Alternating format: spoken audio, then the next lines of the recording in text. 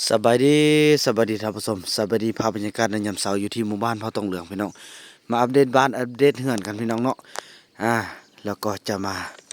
ซ่อนเสาลีเมื่อคืนนี้ไปเที่ยวโอ้พี่น้องเอ้ยนี่มาเดียวเนาะเอาไปยังย่าอันนั้นเมียนี่แม่ไปต้อนไหมมันหุ้งตัวละน่ะไปซักแป๊บไปนี่ไปทอแพทย์เนาะโอ้พี่น้องพอเราจันอาบน้ำแต่เช้าเลยพี่น้องเอ้ยคนโอ้คักเนาะพอเราจันเนาะอาบน้ำแต่เช้าเลยพี่น้องเอ้ยมื้อนี้พอพัฒนาขนาดคุณเป็นแพทย์ก็อาบน้ำตลอดแหละพี่น้องตั้งแต่จะได้เฮือนใหม่นี่คนนะพี่น้องเอ้ยแต่ว่าจะตัดผมเพิ่นบ่ให้ตัดเนาะนี่โอ้โถอาบน้ำตั้งแต่เช้าพอเท่าเอ้ยพี่น้องเอ้ยเนาะเป็นห่วงไล่ทานเพิ่นก็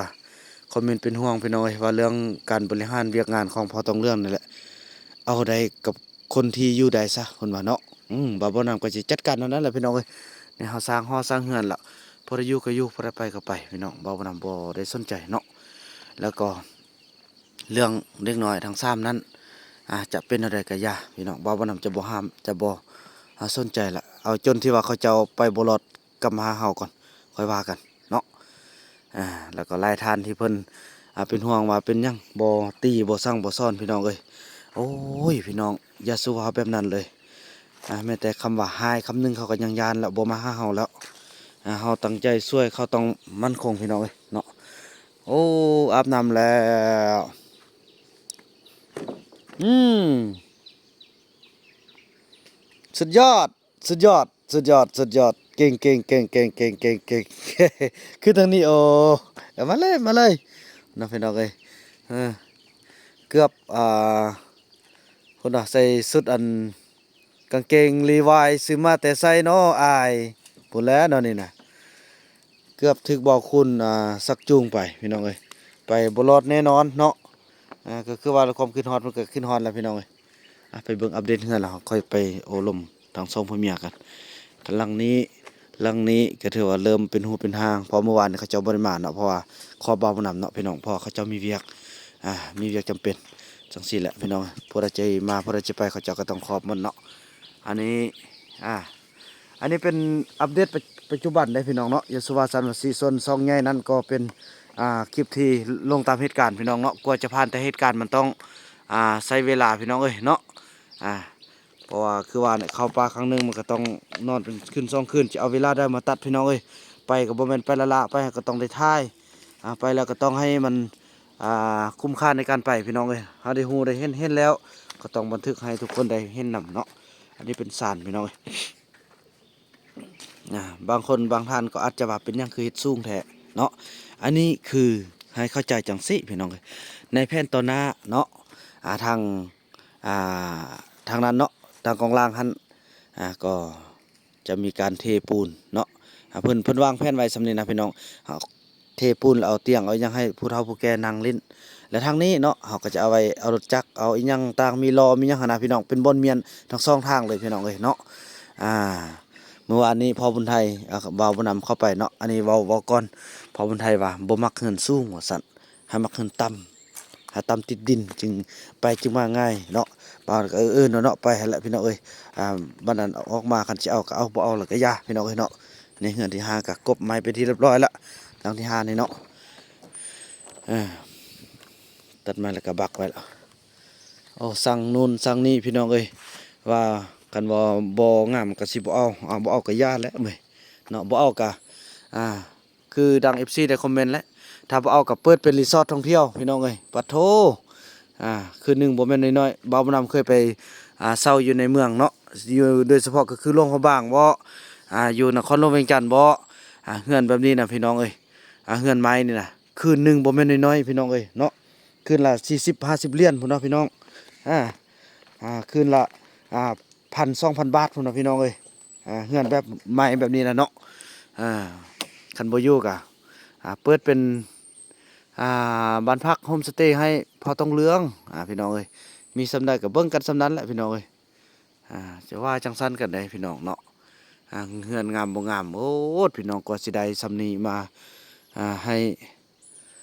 ก็บ่เป็นหยังพี่น้องเอ้ยรอลุ้นต่อไปอันนี้เป็นโครงลังเฮือนเนาะพอจะมีซองแปดให้ไปพักมานี่ตุ้มพี่น้องโอ้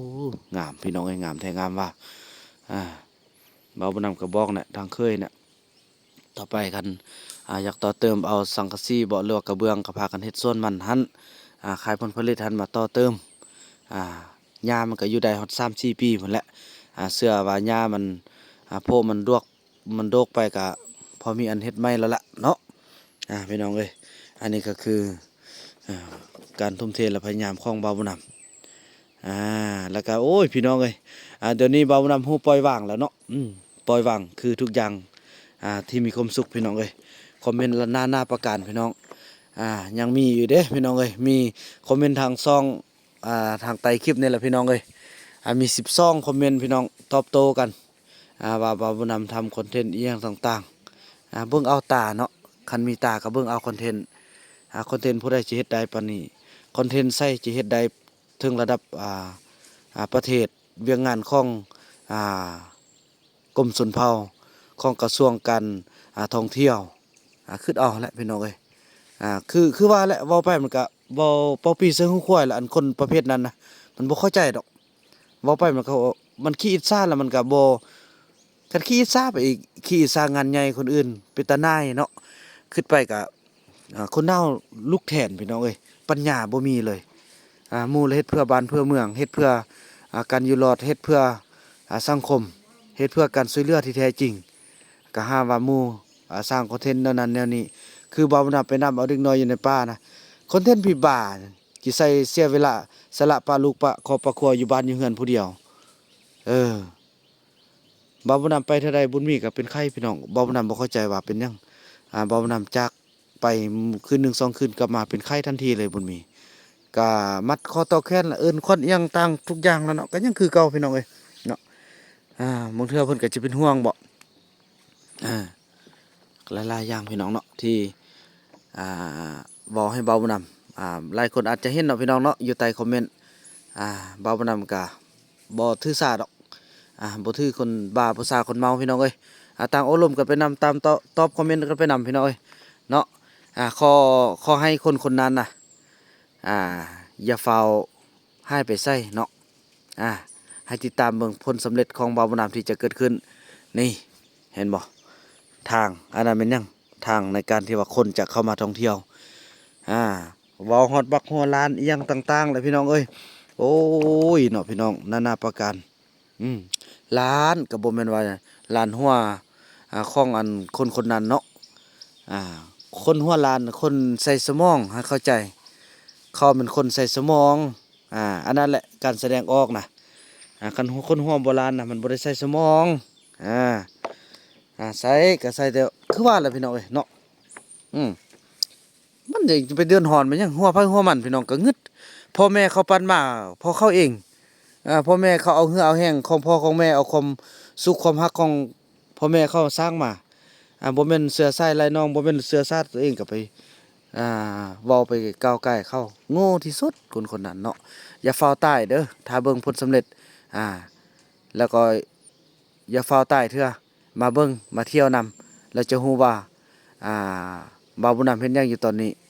ในเมื่อตอนหน้าคันมาในนามที่ว่าบ่อยากให้ฮู้จักก็มาในนามที่อิจฉาและยันลื่นแฝงตัวมาในนำนักท่องเที่ยวก็แล้วเนาะเพราะว่าทุกคนที่จะมาที่นี่บ่าวบุญนำจะยินดีสาธุยินดีต้อนรับยินดี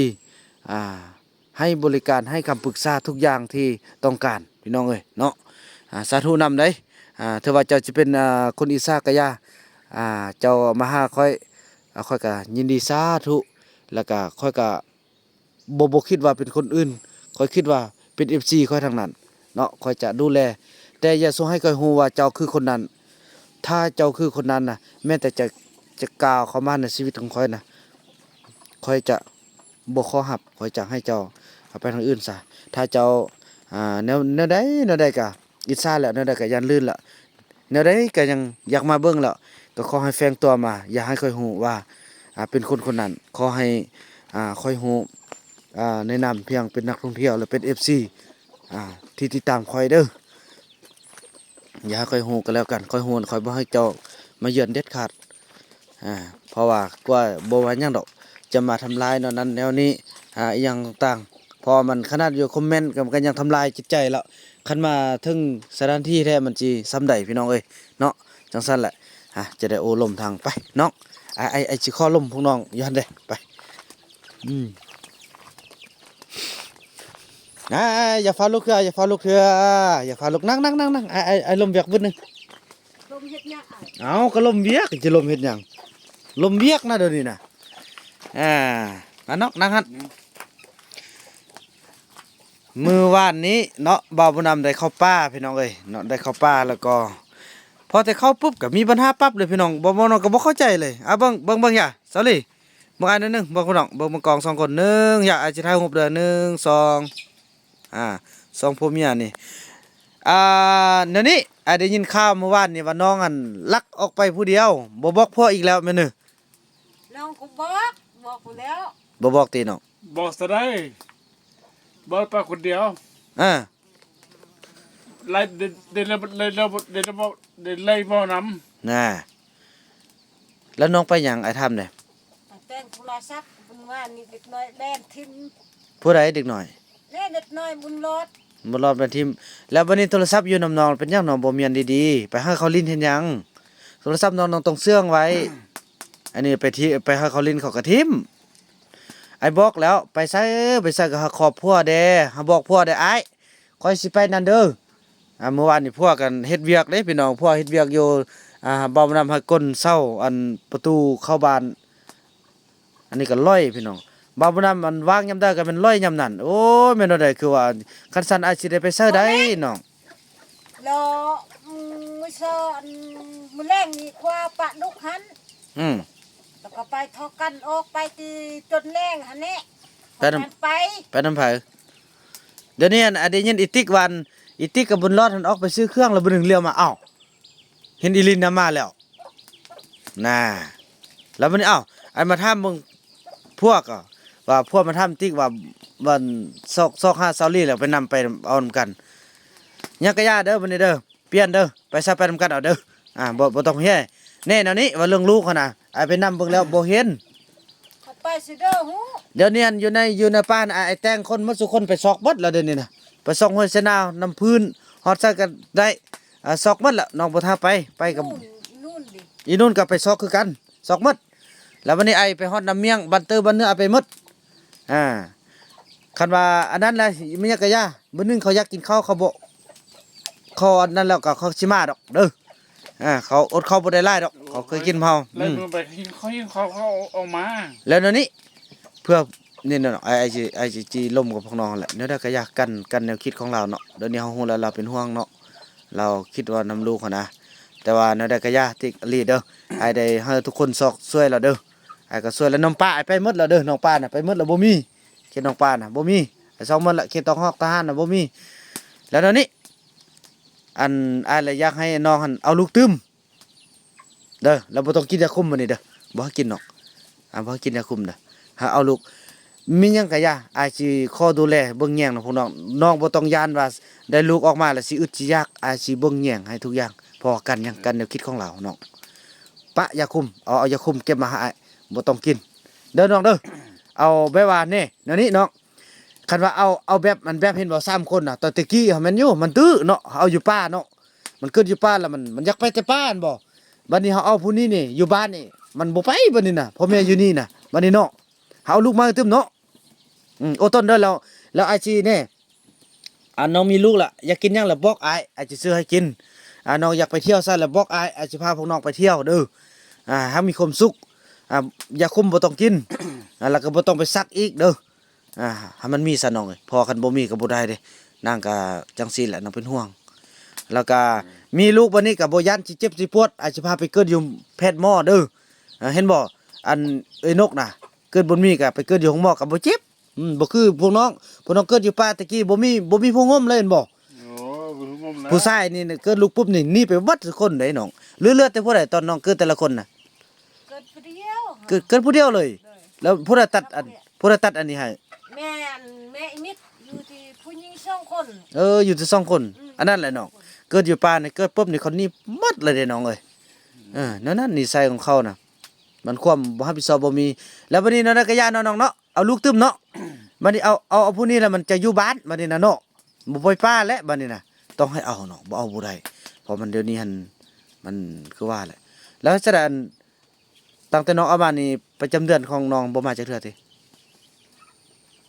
อย่าคมกินมันแล้วจะบลงเถอะ โอ้ไล่ตึมอันเม็ดสีแดงอันเด้อ เมื่อไร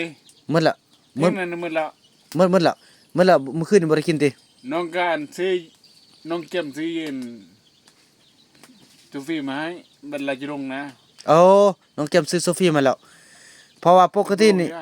อันถือว่าหมดแล้วเนาะเม็ดอันนั้นน่ะสีแดงก็กินหมดแล้ว เมื่อแล้ว อ๋อ เต้ทิมไอ้เก็บ โอ้ตัวไอ้ที่เมื่อกี้ซันนี่ก็ถือว่าเริ่มถ้าร่างกายของนางปกติกินยาอัน30 เม็ดตัวสีแดงสุดท้ายแล้วก็ถือว่าเลือดนางจะละออกมา ถ้านางบ่ออกมาแสดงว่าร่างกายของนางบ่ปกติแล้วเนาะ นี่ หรือว่าเป็นน้ำอัดเราเคยกินยาคุมบ่ถึกแนวอีหยังต่างผู้เทื่อก็กินหลายเม็ดมันอาจจะเฮ็ดให้อันมดลูกคันมีปัญหาเหี่ยวอีหยังต่างก็คันว่านางบ่ออกก็แสดงว่ามดลูกนางมีปัญหาแสดงว่าก็เอาลูกก็ยากเลยบัดนี้น่ะแล้วเขาก็บ่กินเลยบัดนี้ยาคุมน่ะอืม นั้นได้เนาะนั่นน่ะก็ย่าเนาะเอาผู้ใหม่บัดนี้คำฮู้ผู้งามบัดนี้คำฮู้อีกแล้วก็เ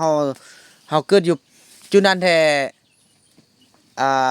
คันเขามากก็มาคันเขาบ่มากก็มีแต่เอาเข้าเอาน้ำไปก็เฮาเข้าเนาะเฮาห้ามก็บ่ได้เด้พี่น้องเอ้ยบางคนว่าเป็นหยังอันเซาลีบ่ตีจิตีจังได๋พี่น้องมันบ่มีเวลาเฮาตีนะลุกตื่นเช้ามาพอแต่มื่นตานี่เบิ่งบ่เห็นแล้วพากันไปเลาะแล้วแม่นบ่บางเทื่อก็จนค่ำเอาไปไม้จนเป็นอันนี้แหละเฮ็ดจั่งใดลูกมากับโบเฮ็ดเลยนะ แม่นแหละ แต่ให้เป็นลาวเลย แล้วลี่คือกันยังก็อดทนอยู่นำอ้ายช่วยในเห็นบ่เฮือนกับพุ่นเนาะใกล้สิแล้วแล้วบ่งามแล้วบ่มีไผดอกที่จะสู้จนให้พวกน้องมีห้อมีเฮือนแบบนี้นะอ้ายก็สิบ่ปะบ่ทิ่มพวกน้องขนาดนี้เดี๋ยวนี้พวกน้องมีเฮือนก่อนอ้ายแล้วเดี๋ยวนี้น่ะอ้ายบ่ทันมีเดี๋ยวนี้อ้ายสิหนีไปอยู่ทางพุ่นเดี๋ยวนี้น่ะบ่ใกล้กันนี่ก็เล่นๆลงๆในห้องน้ำก็มีแล้วนี่ทุกอย่างน้ำก็อึดบ่อึดอ้ายก็สิได้น้ำขึ้นไปเฮ็ดห้องน้ำอยู่เทิงตึมอยู่นำกันมอกันมีหยังก็โทรหากันแล้วบ่ต้องเฮ็ดตึมเด้อไปซะแล้วลักไปลักมาน่ะเวียกของเฮามื้อนี้นี่เคยนี่สิไปตั้งอันไปขุดอันนั้นไปขุดเสาหันอ้ายละสิไปโละไม้บ่อนอันสิอันปลุกอันพ่อแน่นี่น้องเมื่อวานนี้ไปบอกเขาจุดนั้นเนาะไปซอกกันหมดทุกคนแล้วไปซอกจุดเด็กน้อยเนาะเห็นหรือบ่เห็นก็หากันมาหมดทุกคนแล้วมานี่จะหากันมาปลุกเฮือนแบบอยู่ป่านะอยู่บนที่เฮาทางหันเพื่อเอาไว้ให้ทุกคนมาเที่ยวมือบุญโชมือบุญเถอะนะนั่นแหละแล้วมื้อแรกนี้เฮาอาจจะไปกวดอันบ่อันเฮาอันนั้นนะมันบ่ยากแล้วแหละเนาะมันบ่แม่นเฮาทางเด้ถ้าไม่เอาบ่ไม้กวดแล้วมื้อแรกเฮาจุดให้ แรงจุดให้ มื้อนี้วันหยังวะ เจ็บวันนึง วันเบิ่งเด้อเบิ่งนี่ก็ได้เนาะ มันก็ได้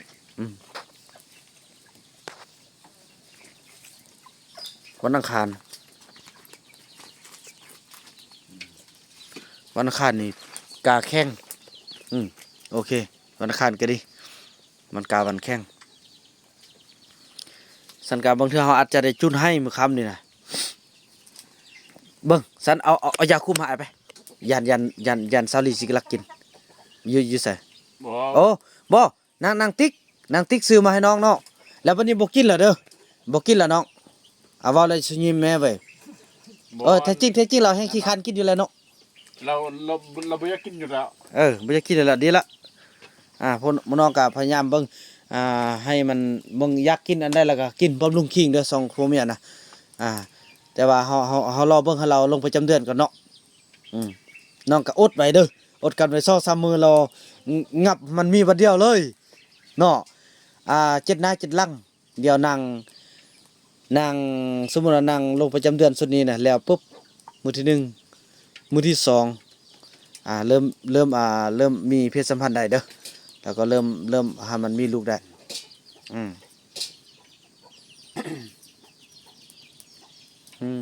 พี่น้องเอ้ยนั่นแหละเด้อไอ้สิไปเอาอันยาคุมของอันเซาติกแล้วเราไปซักยาคุมได้เมื่อวานนี่น่ะ บ่มีพวกก็ซักยาคุมเลยแล้วว่าเออ แต่ว่านะ ซักเรียบร้อยแล้วเข้ม3 เดือนเพราะว่าแล้วก็ซื้อยาคุมมาให้เมียมาเอื้อยเพิ่นมันอาจจะไปเอาไปเมียนเราแล้วว่าสงสัยมอสงกรานต์เด้เนาะแล้วอย่าเป็นโรคนะเพราะว่าเราเคยมีเหตุการณ์ครั้งหนึงเนาะไปเล่นสงกรานต์อันนี้แหละเฮ็ดให้บ่าวนู่นต้องต้องมาฮอดจุดนี้หันนะคือไปเล่นสงกรานต์แล้วมันมีการที่ว่าเกิดมักหันนะ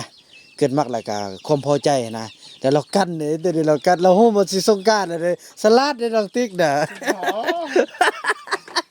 โอ้โอ้โอ้ยตายแล้วเราบอกอะไรว่า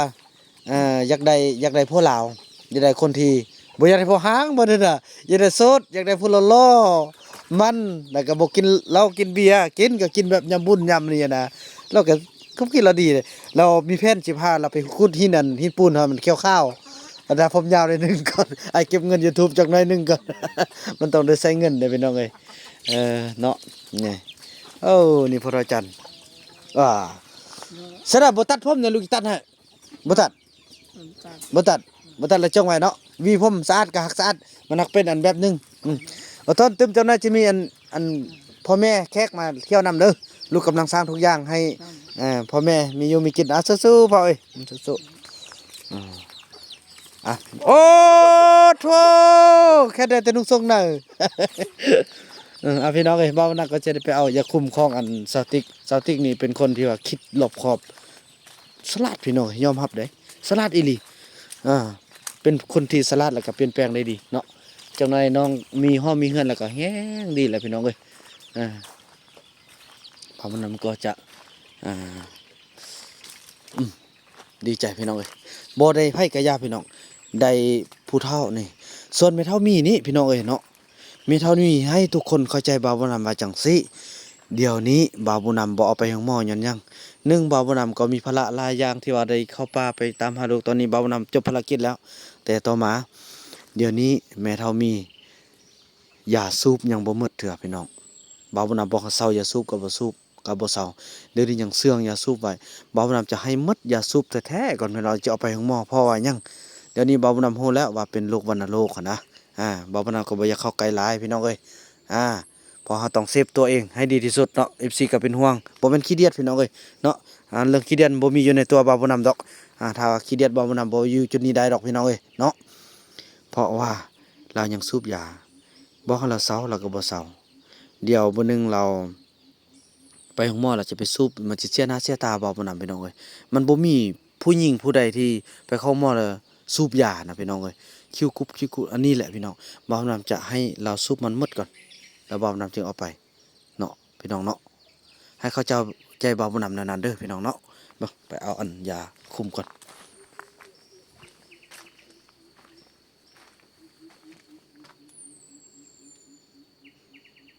ยอมเมืองวันต้อมแล้วอย่าหายใจอยู่พี่น้องเอ้ยเนาะบ่าวนำจะพอบ่าวนำสังเกตมาบ่ได้กบพี่น้องคิวหมดเลยยาเส้นยาปลุกจักมันอยู่ไสพี่น้องเบิ่งซอกเบิ่งถึงบ่เด้อเกือบเป็นหนัวมักอยู่นี้กันหมดบ่าวเราจะเอาไปออกไปก่อน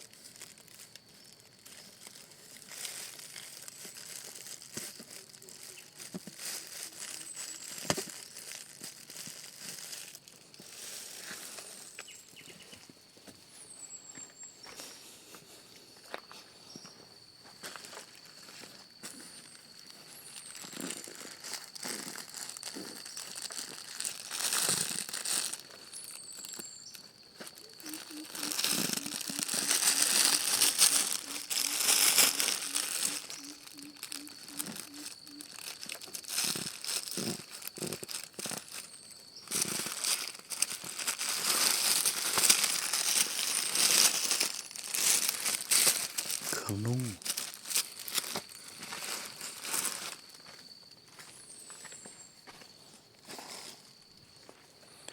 ติ๊กยาคุมซาลีอยู่ซะนะติ๊กน้องเอาไว้ซะเนาะยาคุมนะบ่น้องเอาไว้ใส่ นี่นะโอ้พี่น้องคันบ่อันนั้นน่ะเขาบ่ให้จับเด้ธงนี่น้องเบิ่งอันไม่เท่ามีเราเสื่องอย่าสูบไปเซ่วะอันไม่เท่ามีนะอย่าสูบเราเอาไปเซ่ว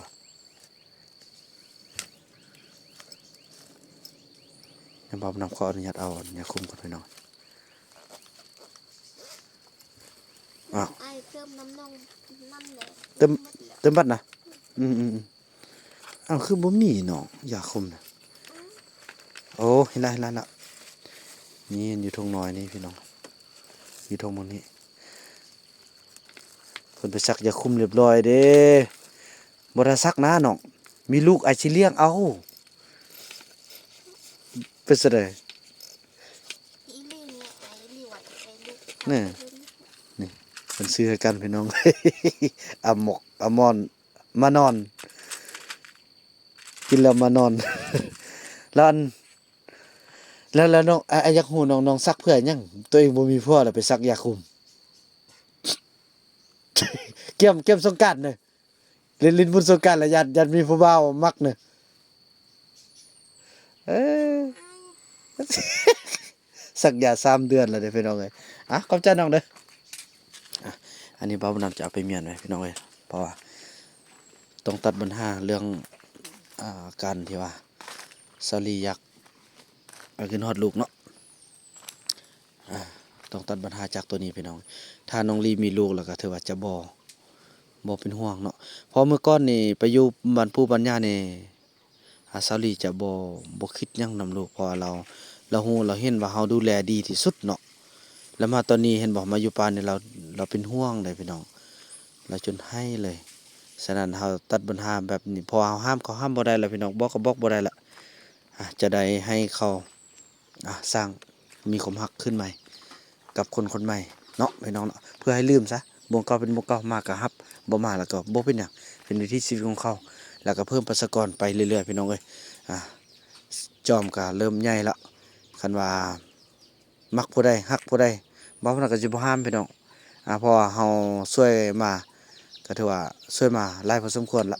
เฮามาฮอดตอนนี้ทุกอย่างเขาก็น่าจะพร้อมแล้วเรื่องร่างกายนะคันบ่พร้อมเขาบ่ดิ้นรนนั่นหรอกพี่น้องเอ้ยเนาะมันเป็นวิถีชีวิตของเขาคันว่าเรื่องกฎหมายเด้อมันเขาเจ้าก็คือว่าแหละเขาเจ้าก็คนนั้นคันเป็นคนเมืองคนบ้านเฮามันก็ติดคุกหัวโตนั่นแหละพี่น้องเอ้ยแต่ว่าอันนั้นวิถีชีวิตของเขาพี่น้องเอ้ยคันมีลูกมีเต้ามาก็เพิ่มประชากรตึมเพราะว่าภาครัฐกันเทิงเพิ่นก็เป็นห่วงเป็นใยเด้จำนวนประชากรมันก็ลดน้อยถอยลงใกล้จะสูญพันธุ์แล้วพี่น้องเอ้ยถ้าลูกสาวจอมไปมีผัวอยู่ในป่าแฮงเป็นไส้เลือดของคนป่าหรือว่าเผ่าตรงเรื่องโดยตรงเลยแห้งดีพี่น้องเนาะฉะนั้นแหละไปทุกอย่างปล่อยเป็นไปตามเวรตามกรรมนะครับสมเนาะคลิปนี้บ่าวนำขออนุญาตจบคลิปกันสำนี้พี่น้องเอ้ยถ้ามีอันใดผิดพลาดประการใดบ่าวนำขอโทษขออภัยหลายๆพี่น้องเนาะทุกสิ่งทุกอย่างขอให้ทุกท่านนั้นคอมเมนต์บอกติเตือนบ่าวนำโดยการคอมเมนต์บ่าวนำจะแนะนำเอาทุกปัญหาทุกคอมเมนต์ที่เป็นประโยชน์มาแก้ไขให้เกิดดอกออกผล